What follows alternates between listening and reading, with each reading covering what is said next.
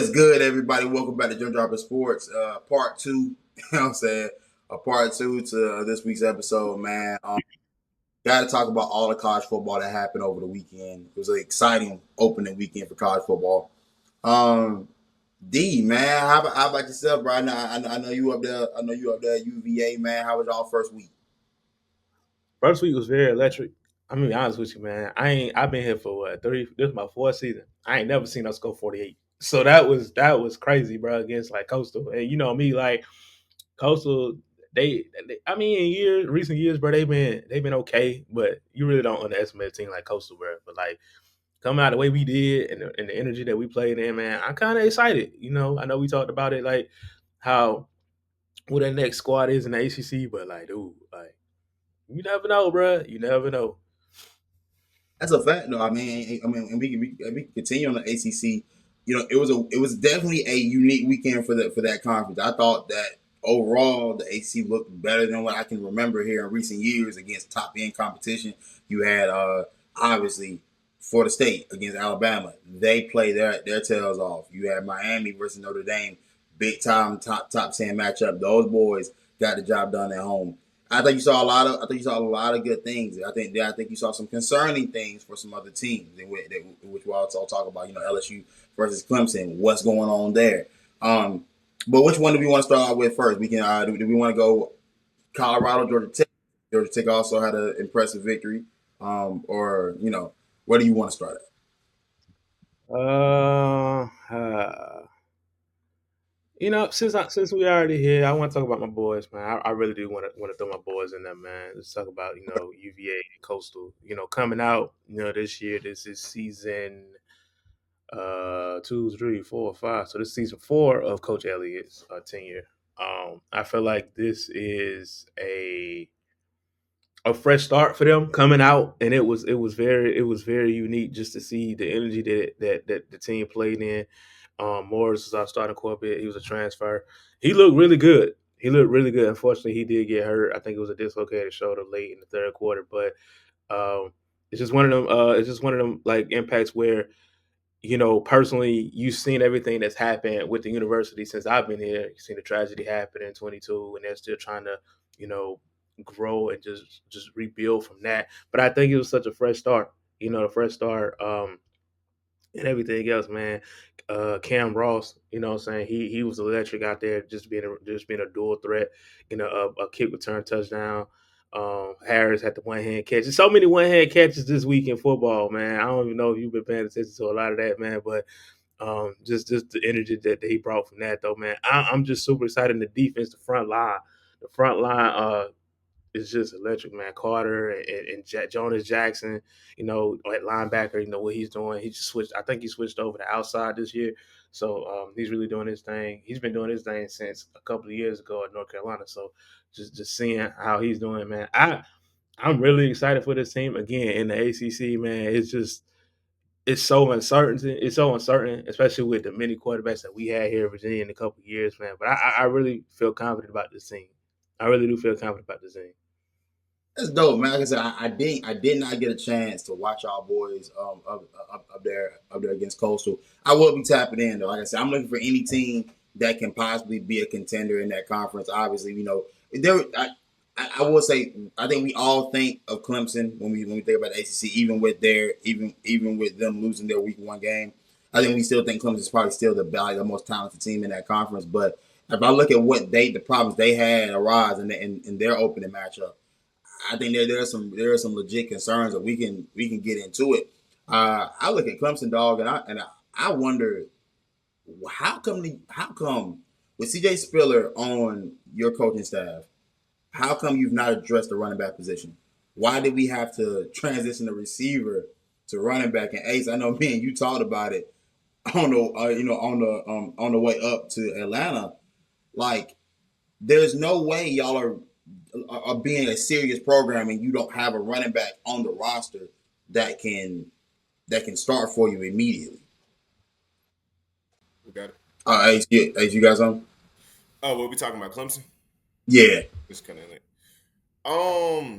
yeah. I mean, I feel like the thing that we all talked about is with Garrett Riley issue is he'll go away from something that's working, If I'm not mistaken, in the Clemson game, the run game was working a little bit. I think Adam Randall took one in 1 yard out or whatever, caught some passes, and that's the pros of having a wide receiver turn running back, in your backfield. Us South Carolina as well. We seen that with on Jonah, but I hate to compare the two because I rock with on Jonah, but I just feel like that's kind of you're doing yourself a disservice putting a running back, well, putting a wide receiver at running back. That's just it ain't gonna click. Which is you're gonna have one off season. You're gonna need multiple off seasons to learn the running back position. You gotta learn the blitz pickups. You gotta learn when to be the safety valve for your quarterback. And not saying Alabama Branham can't do that, but it's just you gotta have you got one of the best running backs in your school's history as one of your coaches, but he can't bring in. I've yet to see a stout running back for Clemson sits Etienne, maybe Will Shipley a little bit, but he wasn't on Etienne's level.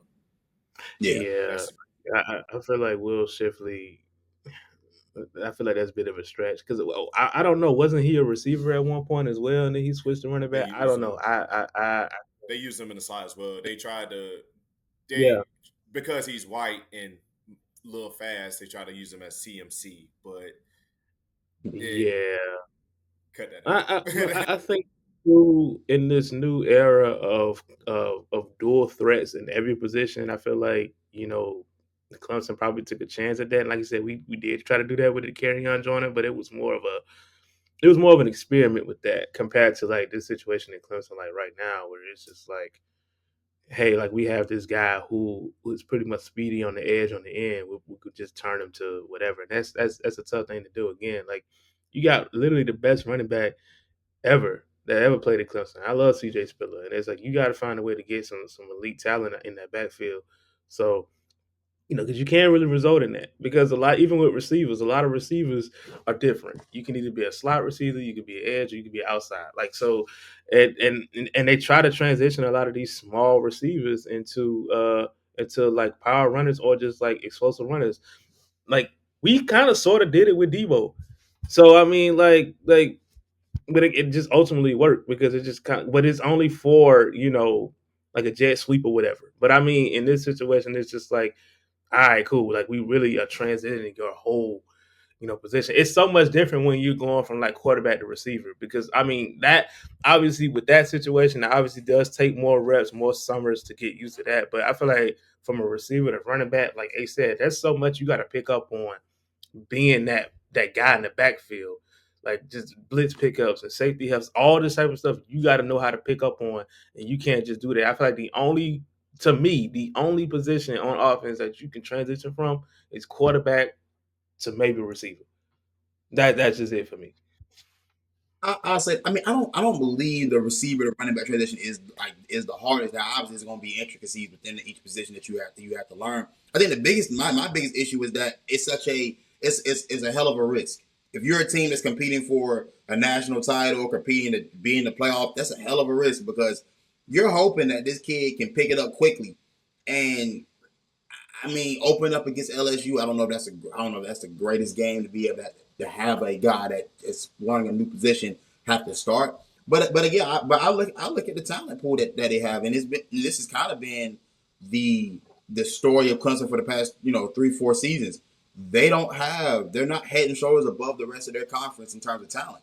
And whatever's going on now this year, they use the transfer portal, and they're getting deeper into the NIL bag.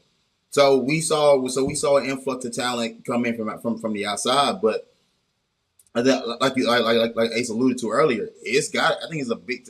There needs to be a philosophy change in that building. Garrett Riley's been there long enough now to have seen some type of stability, but I think holding on to Garrett Riley is the equivalent to South Carolina if they would have held on to Marcus Satterfield. Brother, it didn't work the first time. It ain't gonna work the second time. Stop trying.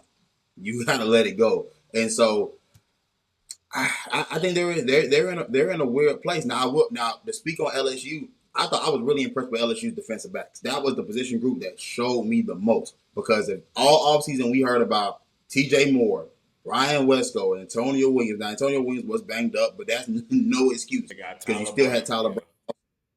Brown. Right. So I'm not excuses for Cade Klubnik as to why they couldn't pass the ball. I will give kudos to LSU, and to me, the most impressive team of the entire weekend were the LSU Tigers. I mean, I even look at Garrett Nussmeier and how he handled the environment. As far as quarterbacks that we talked about in the top echelon of the college football game and guys that are potential Heisman picks, I thought Garrett Nussmeier handled the pressure of that building well.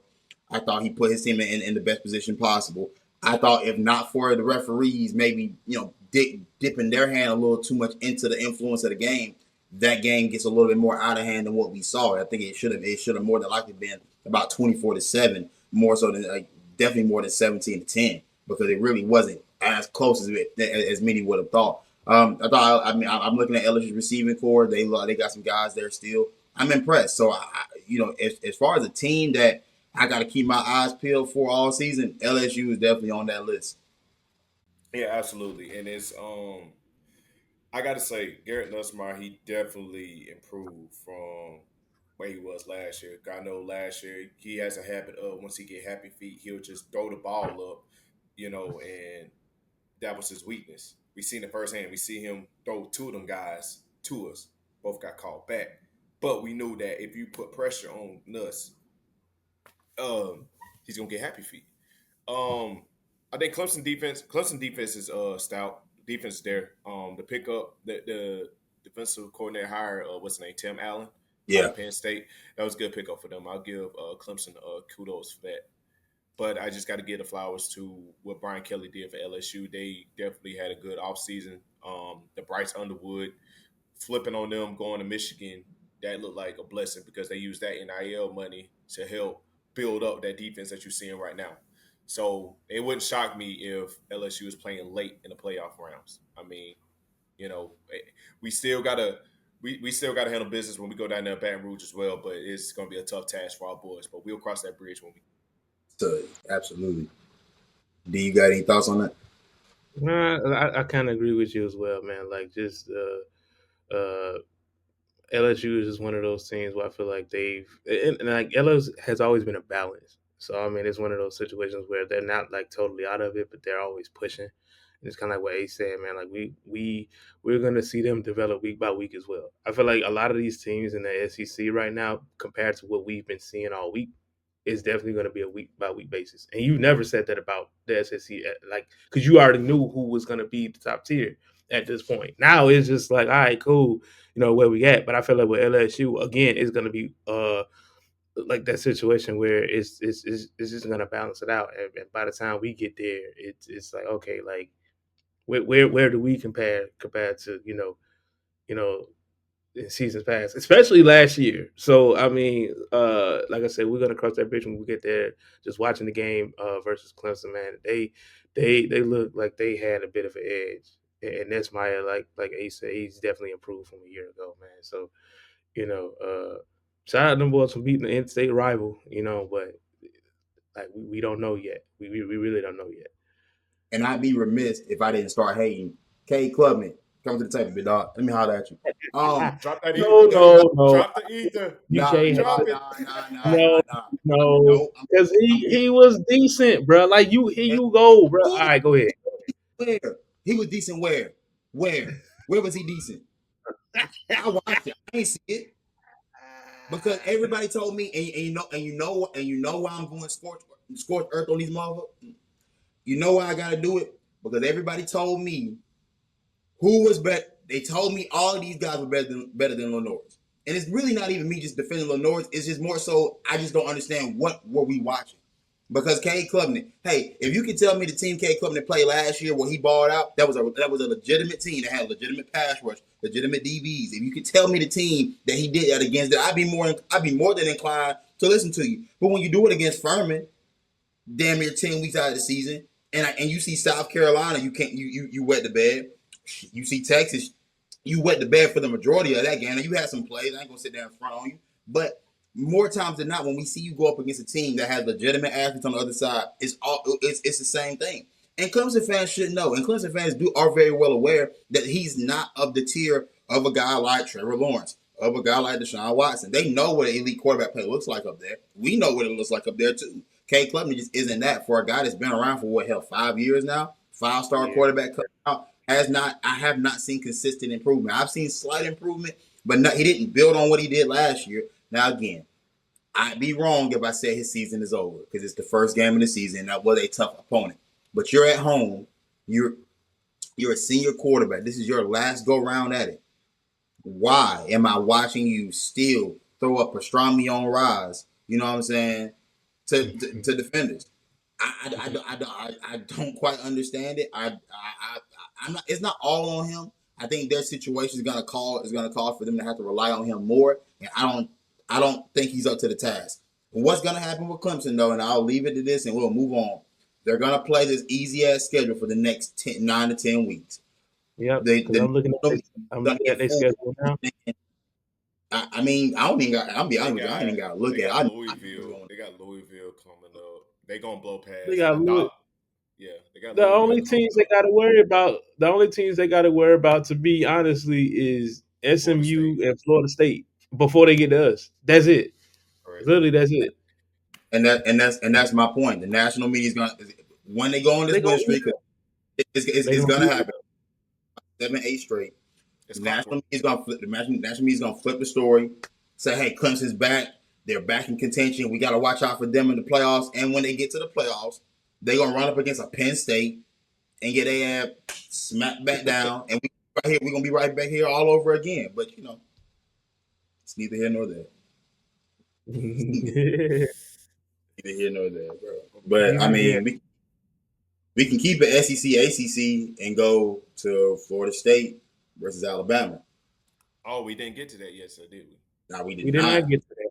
I just want to Uh, say, I feel like everybody is blowing this whole dynasty thing out of proportion. Now, I will say this: this is a different time. Tell that to You get what I'm Bama saying? fans This is right what. now. D, go to Tuscaloosa. Listen, Go to Alabama and tell them that right now. They are going to go I off on was you. listen. I was looking at tweets, and then they like this is how delusional Bama fans are. They were talking about the children of the Nick Saban era, and I was like, "Come on now, like y'all doing the most with that." Is the dynasty era over? Yeah, I feel like it's gonna be something that they have to get used to because they're not used to losing in this fashion, especially to an unranked team. Week 1, Florida State. Feel me? All right, cool. I just think the high of Alabama is definitely it's going to mutual, which is what I said earlier. Like now is to the point where the SEC is so unpredictable in a way because we don't know who's going to be what. We don't know that yet. So and usually it's always the Bamas, it's always the LSU's, whoever else, blah blah blah, blase blase. But that game for me, man, it was. I didn't expect them to lose that way. I really didn't. I really didn't expect them just to go out the way they did. Like I said, Ryan Williams, he's on concussion protocol, I think now because of last week.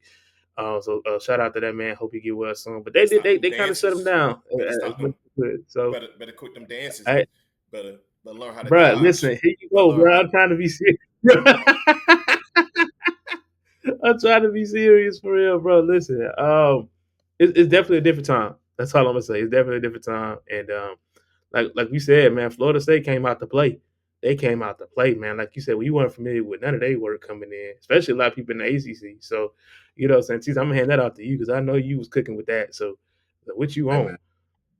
Hey, my apologies to Mike Norvell. That's my fault, big Mm-hmm. dog. Thomas Castellano. that's my fault, big dog. Wasn't familiar with your game.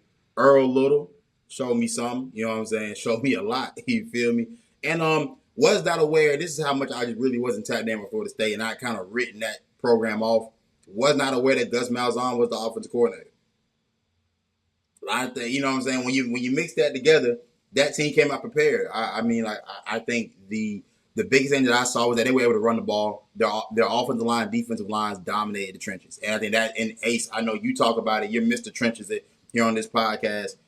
You can't win big time college football games without it, and the way they handled it, I mean, I can't remember the last time I saw a Bama team, at least to open up a season, get mauled over like that. And for Florida State, the impressive part is that I don't know if you'll see at least within that conference, if you can play that type of style and you can really move bodies, and you can really run the football and control the clock. Dog, I don't think there's a lot of teams that can hang with you. They look like Florida State looked like the fast and physical Florida State that we're used to in years past. They looked a lot more like the 2023 selves that went undefeated. Um, we'll obviously we'll have to wait and see, but they have some huge tests coming up, and I'm eager to see if they'll be the next team in the ACC to really stamp the flag in the middle of the field and really compete for it. There is a lot of concerns there for Alabama though, because you know obviously Todd Simpson won the starting job, but I look over at Ryan Williams. I know he's hurt now in concussion protocol, but we have not seen that same Ryan Williams that we saw against Georgia over about a year ago. That kid hasn't played that kind of football in quite some time, and I mean there has to be a real concern about is it him? Is he struggling to adjust, or is coaching staff not getting him involved? Which I do feel like that is a problem for a guy that's that talented.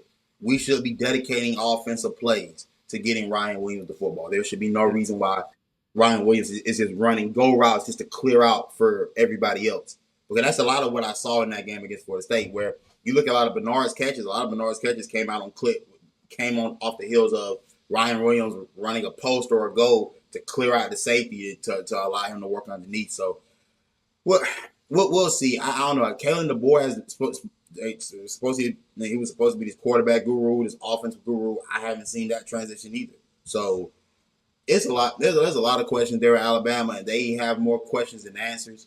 We'll see how they look moving forward. But once they start seeing the meat of the SEC schedule, I don't see them surviving. I don't see them going. I don't see them beating the Tennessees. I don't see them beating a lot of these teams.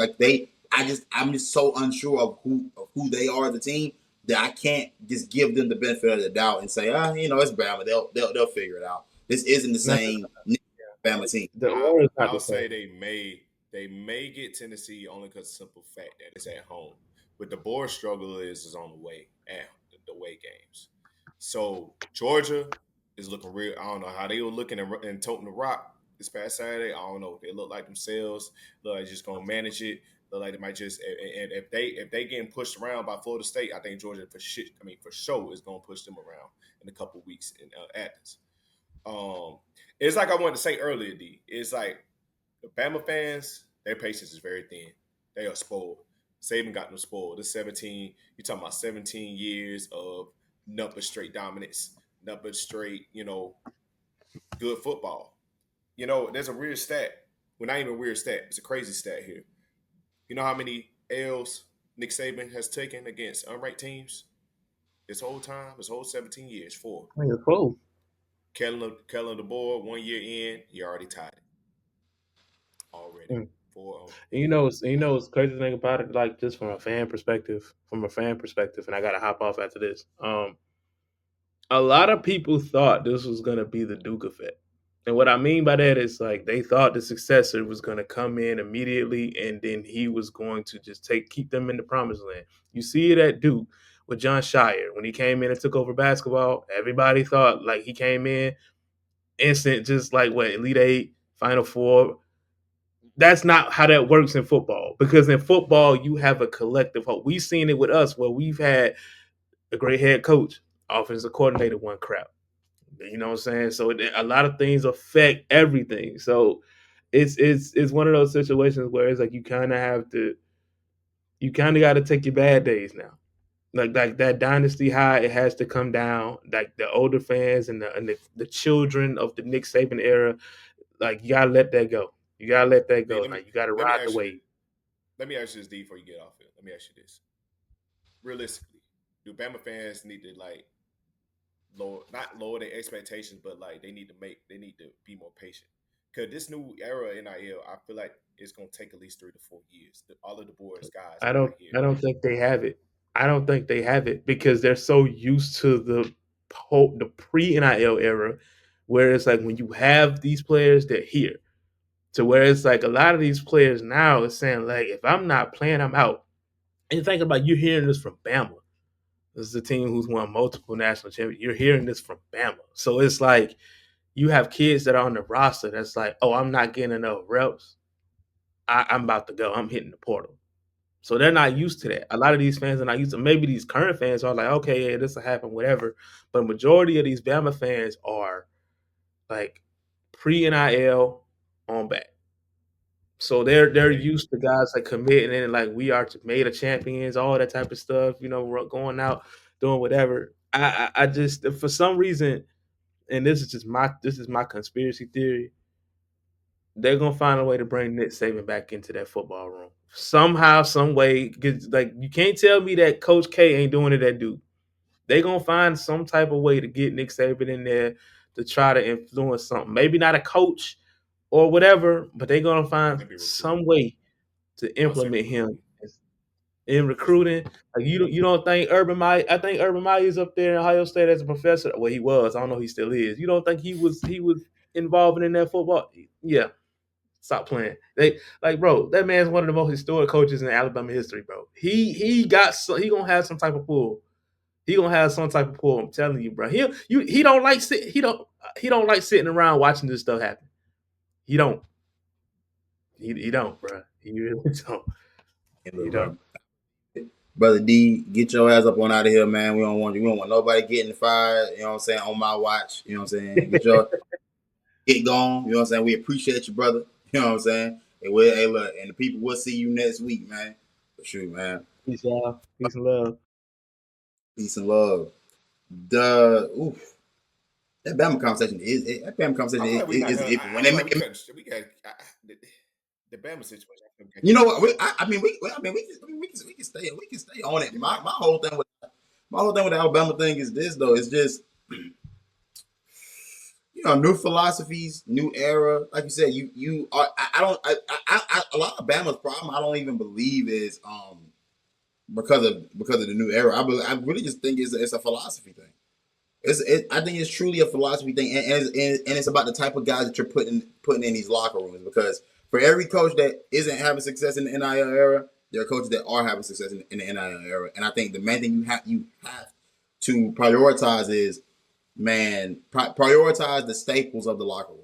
Like prioritize keeping those guys in the locker room, making sure those guys are the true leaders. I think once we got to this new era of college football and it just essentially became NFL free agency junior, I think everybody just wants to pay for the best guys, but you have to value the guys that are going to be in the locker room that are just going to hold it down. That are going to be able to relay the message from the coaching staff to the locker room. There are a lot of important factors right now, and I'll be honest. The TikToks ain't helping. I'll tell you that right now.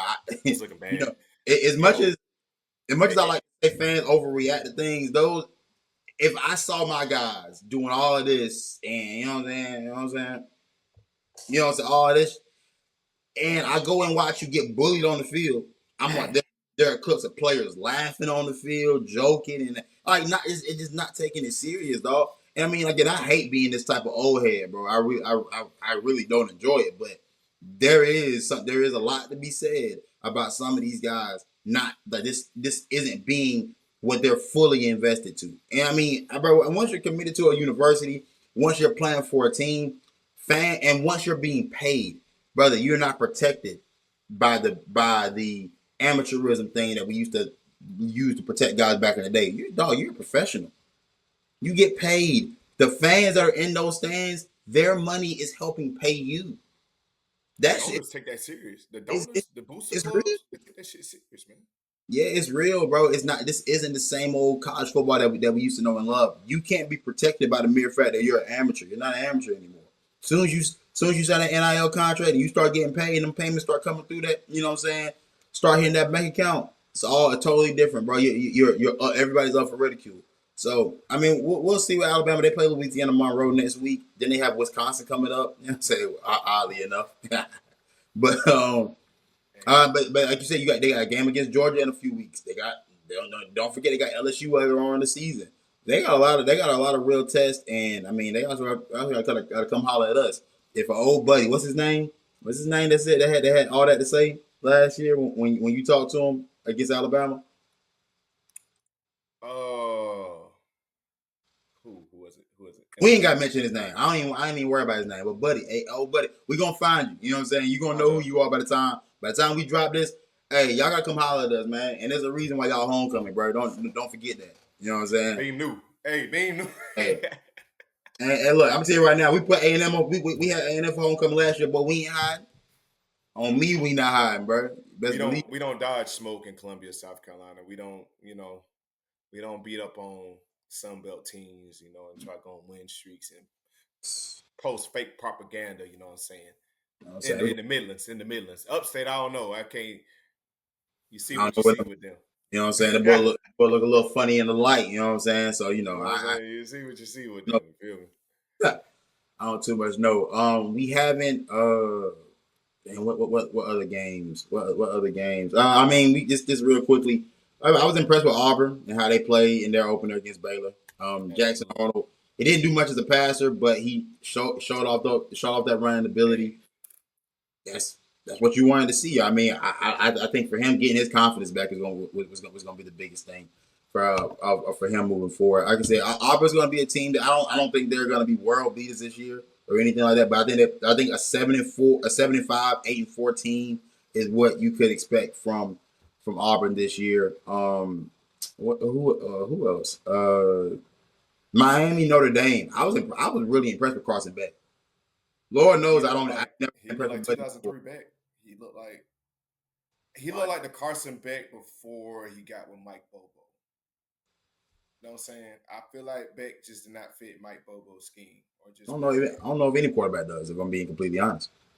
If you want to have an honest conversation about Mike Bobo, I don't think any quarterback outside of Stetson Bennett is going to fit Mike Bobo. I don't think Georgia will ever. I'll say I don't think Georgia's ever going to reach those heights again with any quarterback of worth any substance. Because brother, I'm just gonna be completely honest, man. Like aside from their running games, they don't lean on that. They don't lean on their quarterbacks and receivers to do much in those offenses. And then when you Man, get to the season, you went up against a team like Notre Dame that can match you. And oh damn, we don't have a quarterback. We haven't been able to recruit a quarterback in a while. You got Bob with Stetson Bennett. Be very clear that wasn't supposed to go like that. Like that they got a not dog on the way though. They no pun intended. Jared Curtis is one of them. I now hate to Jared say it, Curtis. Now Jared but Curtis yeah, is one. Now Jared Curtis, I wholeheartedly agree with you on that one for sure. But just like any youngster, it's gonna be a transition period in this conference. I don't get 5 stars be down when you gotta see some real ones. When you gotta see some real ones on a proper. He ain't never seen a Dylan Stewart. yeah, You know what I'm saying? Like right. you can be as nice as you want to be, but you ain't never. And I do that. I do think he one of them ones for sure. But We'll but see I about him mean, next year.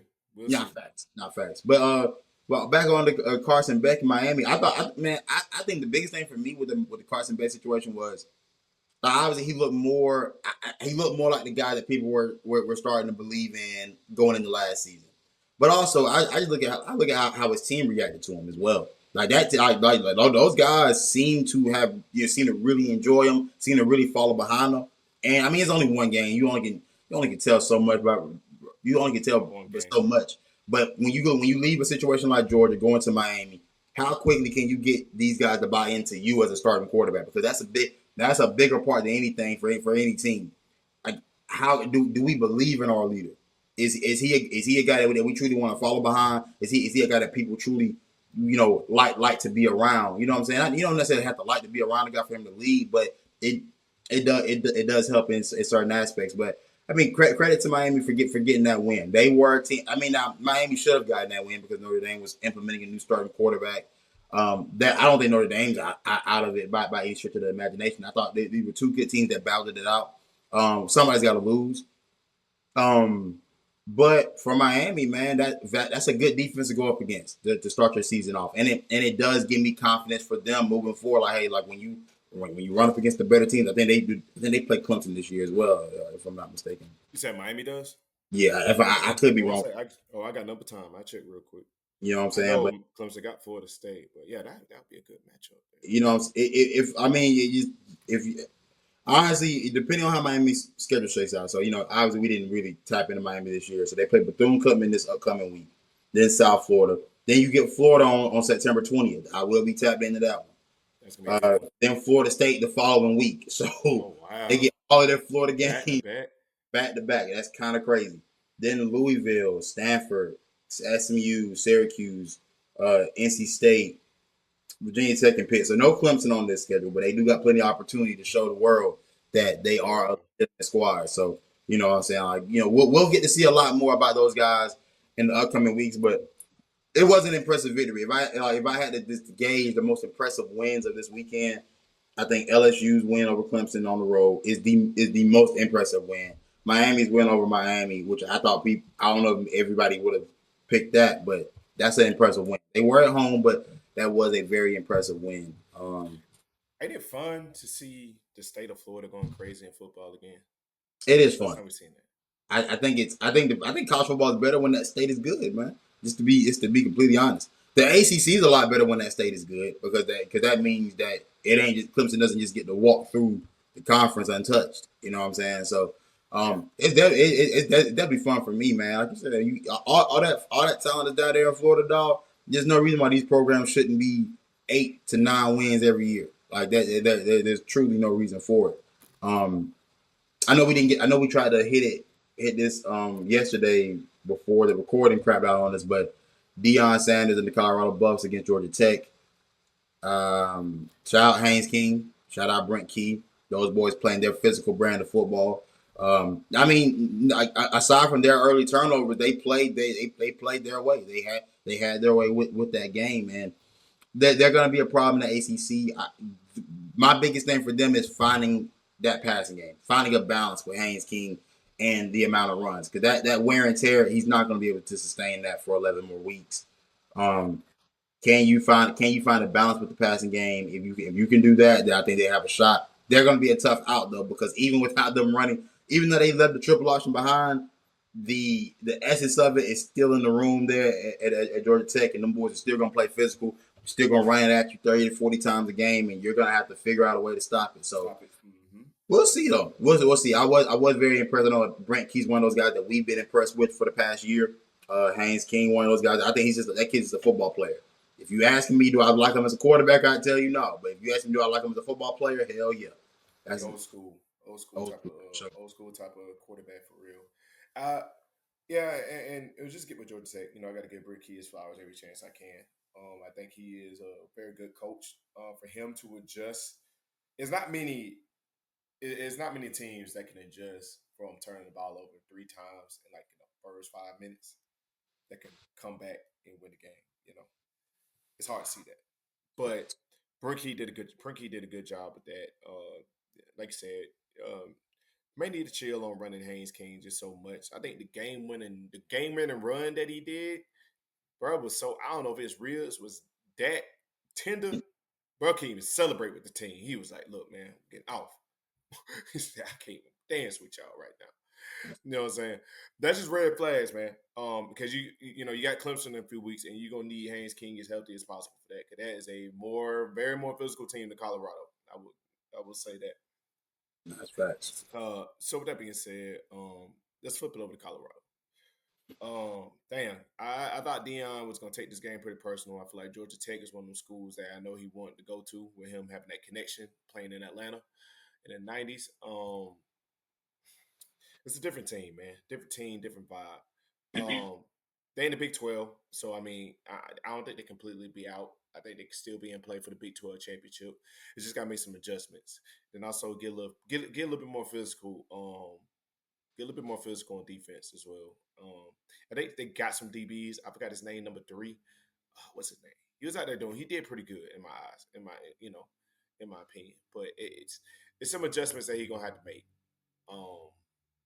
And how can you bounce back? And also, well, what you gonna do in the quarterback position?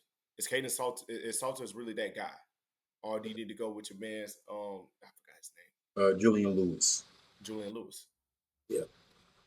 Biggest question. I mean, you know what's crazy about that game and how it started out? I was actually impressed with the physicality of Colorado's defense to start that game.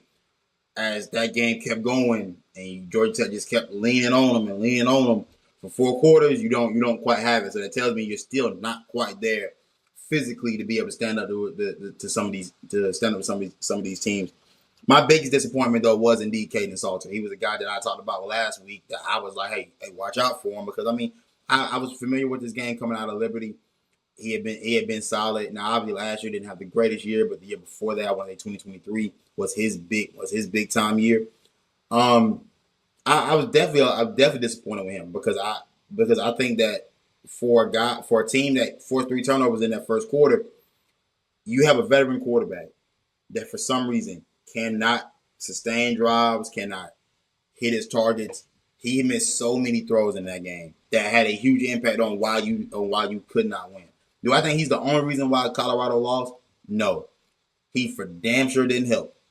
For damn sure. And again, it was bad enough to where you had to consider going with the true freshman. I mean, and the thing about it is that you had a quarterback battle for this position in preseason camp. And for a guy with that much experience, I think the fact that you even had to be in a battle is likely a problem. But I look at Pat Shermer as well, man. I think he still believes that he's out there running around with Shedeur Sanders. I think people will start to have a greater appreciation for Shedeur Sanders and what he did in college, especially considering what I think is left of that Colorado offense. Pat Shermer does not help his quarterbacks out at all. If I'm being completely honest, he entrusts the game in their hands way too often. Does not do his due diligence to try to establish a run and establish any type of balance for those teams to be able to operate. And when you don't have Travis Hunter out there to bail you out, when you don't have Shedeur Sanders out there to create plays, it does look a lot. It does look a lot different. I think right now the biggest thing I need to see moving forward is cadence Salter accuracy, keeping throws on target, keeping drives alive, and a dedicated cause to establishing a run for Colorado. Those are the two things I need to see moving forward. Also, time management by Dion there at the end of the game, Yeah, that was god piss awful. poor. Piss poor. Like that, like everybody's got to be held accountable for this. You don't start 0-1 for no reason. You started 0-1 because of your doing, the offense not being able to finish, your defense still not being able to stand up to the level of physicality it may take to play at this level, and your head coach not being aware of how to handle late game scenarios. So a lot of things there to work on, but Yeah, I think we got some games coming up this week, man, that we can tap into. They're gonna be probably some of the more intriguing matchups of the week. yeah. I'm just looking at Colorado's schedule. They yeah, they need to hurry up and figure it out. They got Delaware this week though, so yeah, Yeah. they This, got to do something. if I'm being honest, this week is Cupcake U. This is Cupcake That's U what week. looking like. That's what Uh, looking like. being complete. Illinois and Duke. Illinois and Duke is interesting. Iowa State, interesting. But these all teams we don't watch. But let's see, who do we watch that is intriguing? Let's see. It was I think there's one game that was like that stood out for sure. Michigan Oklahoma. That's the one. Michigan Oklahoma 7:30 on ABC. Vegas has Oklahoma by 5.5 right now. I'm tapping in for Bryce Mm, Underwood. yeah, Tapping in for Bryce Underwood. People said yeah, a lot of people say he looked impressive. I saw highlights. He did look the part. I'm he not gonna sit did. there in front with you. Um, how does that how does that look like against the Oklahoma team? Big test for everybody. Brent Venables. If Brent Venables allows a freshman quarterback to go up in there Yeah, and ignore him. just completely, you know what I'm saying? Then I think Mm-hmm. questions will be had. I think the biggest questions are on Oklahoma though. I think Brent Venables is in a very delicate situation up there in Norman, and he gonna have to figure it out. And I know we trust in Brent Venables because we're aware of his work and what he can do defensively. We'll see. We'll see if it can. We'll see if that legacy can carry on because right now he looks a little. You know what I'm saying? Look a little funny in the light right now. So we'll see. We'll see. I'm intrigued by that matchup though, man. I believe it is a. It's gonna be one of the more underrated ones, but we're gonna get a look at everybody right here and see if all right, let's see what's happening. If Michigan goes on the road and wins this game, what's the conversation like in the Big Ten? Because That I mean, obviously, the people that cares or whatever. I don't care. If an SEC team go down, that just opens the door for us to get playing Atlanta again.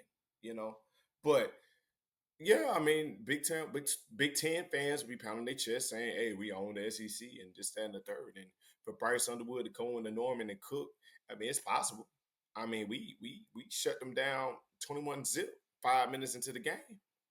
He You did. know, now, but I mean, I think that Brent has took last season to heart, and and we see him also take down Alabama. I mean, take what you want with that. I mean, you know, it'll be a test for Brent Venables for sure. That's the first real. If he wins, I think his job security goes up a little bit more because Michigan is way better than what Vegas got them going as. I honestly, me being the betting degenerate that I am, I definitely would damn near want to say Michigan money line or spread to cover.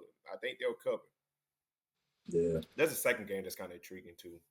What game I just came across that I'm like, I'm gonna tap into it. Do I think it'll be a great game? I don't know, but I'm gonna You tap gotta in. say it. I think I know what it is. What you think? Vandy and Virginia Tech. Damn, I ain't even think about Vandy Virginia Tech, but not. But yeah, I will be tapped. I'm glad you said that though. I'm glad you said that. But honestly, Kansas and Missouri, bro. I want to see. Yeah, yeah, I would like to see if Kansas is like, do they are they getting back to where they were a couple years ago? Uh, yeah. Jalen Daniels being one of the more he's a guy that I like to watch. He's a guy I like to watch. I think that's kind. It's not really I don't know if I call it a test, but it I do want to gauge where Missouri is. But Vandy Virginia Tech though, yes, because I would like to see Virginia Tech continue on. Like I would like to see if Virginia Tech is a legit team. Ooh, God damn, That's but I had these right there. Um, but yeah, no. Ole Miss Kentucky too though. That's an early SEC matchup. That's really one where I mean we have to play both of these teams. So yeah, I'm gonna be tapped in to see if because Ole Miss is gonna go on the road to Kentucky. We'll see. Like obviously Kentucky got them on the road last year. I would like to see where everyone is, and it's a nice little filling out process for us as we move along through our schedule and everything as well. So I'm all game for it, man. But do we got anything else that we want to hit before we get up out of here? um, that's really it. I mean, honestly, I just want to leave with the expectation of our offense, South Carolina, be exact. Key things we just need to see with South Carolina State. I mean, this hate to say it's a preview because South Carolina State, but we want to see some drawed up plays in the passing game. That's all everybody talking about. Lenoir did a great job, but we want to see Maziel get going. Want to see a lot. Definitely want to see a lot more Murph. Definitely want to see Neat get his shine too, and then let's bring in the younger guys as well. Let's get them hot, get them going. Let's just get their blood flowing just a tad bit. I expect this Saturday to be like a blood flowing type of deal. And not even just offense, maybe both sides of the ball. Get the younger guys on the defense as well. Get them some experience in. That's just A me. quick start. I just want a quick start. We Quick get start. we play these games a lot and we take our time. We slow foot around. Even like Wofford last year, we were slow as hell. Yeah. I just want to see the offense start out quick. I mean, quarterback looks improved. The offense, the receiving group looks like it has potential. The offensive line needs to improve. It needs to get better from week to week. Start out fast, man. I don't want to see my starters after the second quarter, bro. Get my starters out of there after the second quarter and let's be done with it. But other than that, man, I am cool, bro. I am cool. So with that being said, you've been listening to Jim Dropper Sports. I'm your host, Shanti Stewart. This is my co-host, A. Smith, D. Yes, sir. We'll be back. We'll see y'all boys again next week. And we out.